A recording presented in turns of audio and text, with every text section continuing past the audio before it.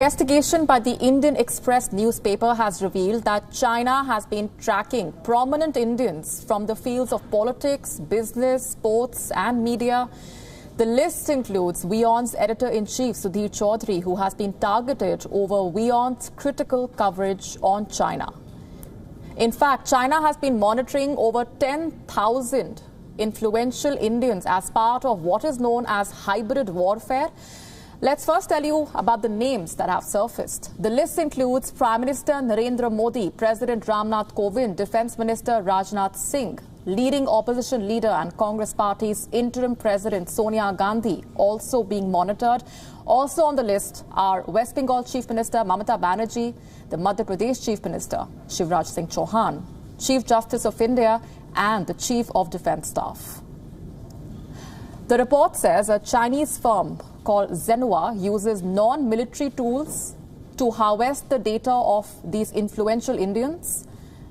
This includes scraping information from web and social media platforms. Data is also mined by keeping a track on research papers and news articles. An important part of the surveillance process is building family trees, which means that the target's relatives are also being monitored.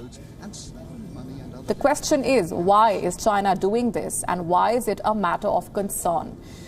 This monitoring is part of threat intelligence, and comes amid heightened border tensions between India and China. China has been trying to get hold of strategic information. Earlier, India banned more than 100 Chinese applications over security risks. That number has since gone up. The Chinese database extends to former heads of state as well. 5 former prime ministers and 2 former presidents also finding themselves on that list, in addition to 24 chief ministers and close to 350 members of parliament. In all, 1,350 politicians are being monitored by China in India. These numbers show just how extensive the Chinese database is. They have files even on deceased leaders like Rajiv Gandhi. Let's also tell you about the Chinese firm Zenhua, which is at the forefront of this cyber espionage campaign.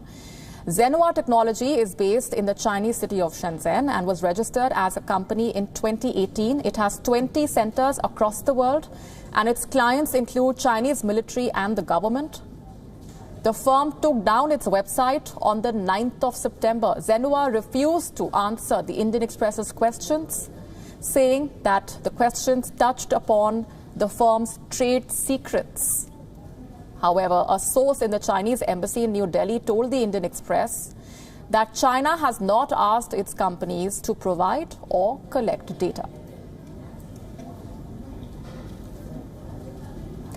Robert Potter, who is a Canberra-based cyber security tech and data expert who worked with the team to verify the electronic antecedents of the Zenhua data set, gets us this report. Take a look.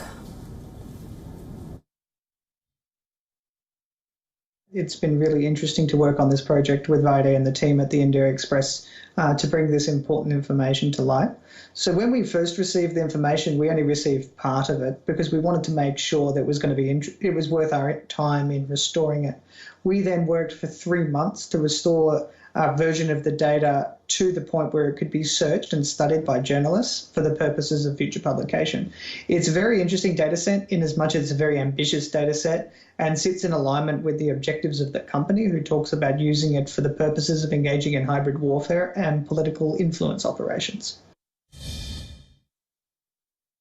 It's possible to scrape open source Facebook, LinkedIn, Twitter, TikTok data and use that to create a profile of a person. This information in this case was also combined with data from anti-money laundering systems. For example, some people are registered as special interest people or relatives or close associates of various important people. They're tagged through those systems, and all of that data is put together to create a profile of the human, political, information and technology terrain of a country to make it easier to understand that influence.